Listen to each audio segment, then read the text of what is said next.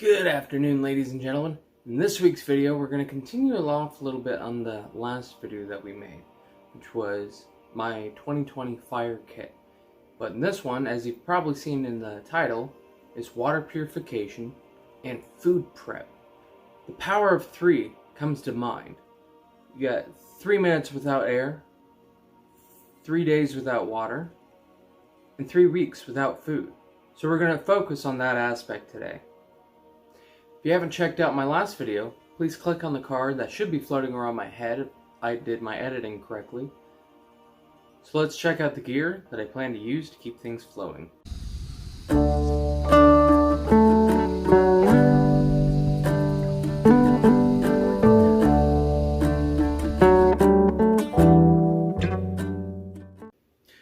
Clean drinking water is one of the more important aspects of hiking. Without water, you're not going to last very long. Like I said, only 3 days without water, and that's just barely getting by. Like I mentioned on our last video, check out the link to the card. Campfire is probably one of the more primitive ways of getting purified water. As long as you can start a fire and you have some kind of container, you can go ahead and boil that water and get clean drinking water. Boiling water is easy enough as long as you have a dedicated container to boil it in. These will probably come up later in the video as well, but I have 2 dedicated cooking pots. Now, I could probably carry them both on me at the time, but for a larger group, if I go out with more than 1 people, I believe I'll probably take this one. But I replaced it later on just for myself to save on weight to a smaller cooking pot, because when you're by yourself you don't need that much. Camping stoves are a smaller alternative to making a large campfire. They're smaller and they're self-contained and they're a little bit more controlled and they take less time to set up generally. There's several designs that you can go ahead and purchase. There's gas and propane, alcohol stoves, and wood. What I use is a wood stove. Now, the general concept and beauty about a wood stove is your fuel source you don't have to carry with you a lot of times, unless you want to collect things along the way so you have it when you get there instead of worrying about trying to find it later. As alcohol, propane, or any other form of gas stove, you need to make sure that you have enough fuel on hand in order to use them. Now, for a campfire and or my wood stove, I need to be able to collect wood. Generally with the wood stove, I think I can get away with small trees, or small tree limbs, quick brush stuff in order to just ignite and fire. But if I need something more sustainable and long term, you need a way to collect the wood. Now, you can either not do this on a long through hike, such as the Appalachian Trail, or not. People still like fires, but from what I understand, people generally use their small camp stove in order to heat their food and water. But if you're going to be camping for more than 1 day in that same spot, some people like larger fire, and you need to be able to collect your firewood with that. So what are some of the tools I have on me in order to do so? I have a Galamus camp axe, and I wanted something light and quick access. These are small enough in order to just carry on me, and it's not really noticeable as far as weight. If I don't want it on my back, it's got a nice handy dandy belt loop so I can go ahead and attach it to me. Now, depending on where you're at, axes may not be the best tool, but a machete may do you better. I also carry a Galamus titanium machete. Where I carry this at, it's not even really noticeable that I have the extra weight.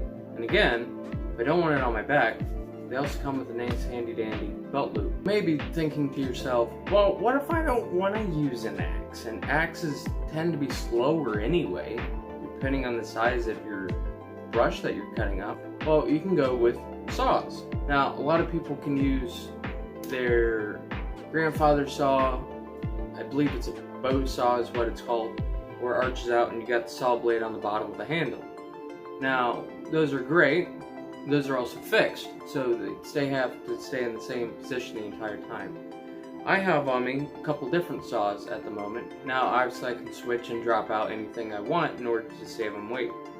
This one is a Walmart brand, Real Tree, and I've tested it out and actually I've cut a pretty large, substantial piece of wood. The rough diameter of the wood was actually about the size that I had to cut through, so it's not actually bad in order to cut through. When I purchased the camp axe, it also came with another folding saw. So I throw this in my pack just to have it. I don't think this one's going to get used as much as the other one due to its sheer size, but it is handy to have a secondary tool. Now remember your grandfather's bow saw that I mentioned earlier? Well, here's a more updated modern version of that. This one is Agaway Cannon. Now the cool thing about these is you may notice something. It is small. It's still probably just as heavy as the other one, but it's more compact. You can unfold it. Boom. Boom.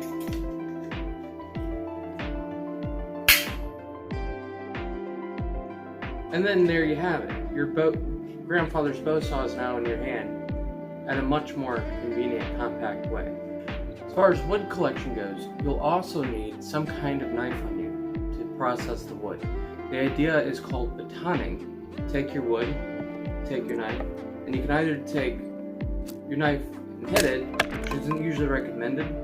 If you have a long enough handle on the knife, you can take another stick and slide it down through the grain of the wood in order to break the two pieces apart more efficiently. You can do the same thing with the axe, but sometimes knives are a little bit more controlled. This one, which has also doubled as a safety knife for me, in case I ever got hung up on something. Generally, you'll see this mounted about my chest strap here, in order so I can just pull off and use it. So even for wood collection and other deeds that you have to do throughout the day, having some form of knife on you is quite handy. Surely you must be asking, now, is fire the only way I can purify water? Of course not. There's several other filters on the market, even more expensive ones that I probably won't have here to show you because they're expensive. One of the things that you can pick up in generally any camping store is called a portable agua. Now, these are essentially what comes down to iodine tablets. They're real simple. You take your tablet, you drop one into your water container, and then you wait about 5 minutes. Now, according to the label here, add 2 tablets of portable agua to a quart or a liter of water.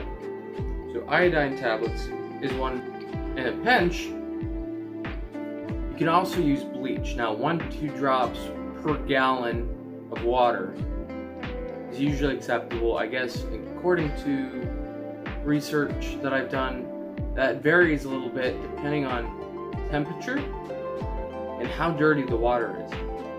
Now if the water is dirtier, you generally want to add 3 to 4 drops of bleach to the water, especially if it's colder out. Now if it's hot, stale, and muggy, you can get away with less bleach, and especially if the water is cleaner. So generally that goes back to the 2 to 3 drop range. But I let that be your discretion. Now in both these instances, from what I understand, because I have not used either one of them myself, they generally leave a funky taste in your mouth, so you may want to add a flavor pack to your water to get rid of some of that weird taste. A really quick and alternative water purification form is a live straw. This is what's called a drink-through filter. Why? Because you pop open the bottom, you pop open the top, and you drink through the water source directly. You don't have to sit there and spend a lot of time. Now, if the water source is extremely dirty, I still wouldn't quite recommend this, although it's supposed to do the job of filtering out extremely dirty water. But I would prefer an alternative method, which is more of a heavier duty filter. Now, if the water's bad enough, you still want to go back to step number 1, which is fire and boiling it, and then run it through the filter. But that'll be up to you as depending on the water source that you're finding. Now another form of filter is called a gravity filter, which in other words, you take your bag of dirty water, it has a cord on the bottom, and you plug it into the other container, as it slowly filters out the impurities into the water. And you let gravity do the work. Makes sense. Now, a different version of that, which is kind of similar, is a squeeze through, which you literally, same idea, you have that bag and you squeeze the water through the filter into the other one. On a pinch, you can actually home make these by layering sand, charcoal, and rocks in different layers, and I'll probably post a picture just to give you a better idea of what I'm talking about. And that creates an alternative filter. Now these aren't the best, but it would be able to get most of the impurities out beforehand. When collecting the water source, you may want to go ahead and take a bandana or a piece of cloth and cover the opening of the bottle, just so you don't have floaties like sticks and other wood-like particles or whatever else happens. A good example of a squeeze-through filter is the Sawyer. This does come in a mini filter, but I do understand that it gets clogged more often, which they come with a syringe in order to bag flush it and send water back out through the other direction of the filter to clean it out. The Sawyer comes with 2 bags that you can carry about 32 ounces of water in each. Now, the negative aspects of these bags is over time they do tend to leak and or break, and they don't have much life out of them. But that's okay, because we have a healthy alternative. The nice thing about the Sawyer, the size of the threads on the bottom do fit on a Smart Life water bottle. Or, at least be able to collect the water, but you can actually turn it into a drink-through filter by connecting the two. And I've seen a lot of backpackers tend to do this, just because it saves on space and it saves on extra tools that may fail on you later on the road. Now back to cooking, like I was mentioning earlier. The nice thing about them is you can go ahead and either set them directly on the fire, coals usually, not the fire, and you can cook on top of your wood stove. Now the different meals that you can get from these is like Mountain House, Backpacker's Pantry, different dehydrated meals is generally what a lot of people bring. Now you can take your own food and dehydrate it yourself. Just keep in mind, the more oils and fats that are in the food, the less likely it is to dehydrate properly. And after dehydration, you can put it into a sealed vacuum bag and have ready to go meals by yourself as a cheaper alternative if you can afford the food dehydrator and the vacuum sealer. As mentioned earlier, I have 2 different sizes of cook pot at the moment. I'll probably end up getting a 3rd one or a completely different design. I don't know how well a Walmart brand Stanley will hold up over time, but we'll soon find out together. Obviously, with the cooking, you can put a level of water in here as the directions intend, but you don't actually always have to cook it or heat it up. That's only if you really want a hot meal. Different things like oatmeal, for instance, you can take your pack, put it in the water cold, and let it soak, and it'll do the same thing. It just won't be hot, and it may be a more messier mush than you're used to. But, when you're trying to hurry up and get going, it may be a quicker alternative. Now, when cooking on the fire itself, it's generally a good idea to have some kind of rack system in order to keep it off the coals or closer to the coals as you desire. The cheap alternative to a titanium rack is a cookie sheet cooling rack. Now, keep in mind these probably won't last as long because they're really not designed or intended to be used on an open flame like that. And lastly, we come to water storage. And most of these I've probably shown you already, but to go ahead and cover my bases, I'm going to show you again. Alternative to the Sawyer Squeeze packets which are about 32 ounces each. Now that does weigh a good bit. My replacement for this is 50 ounces of fluid water.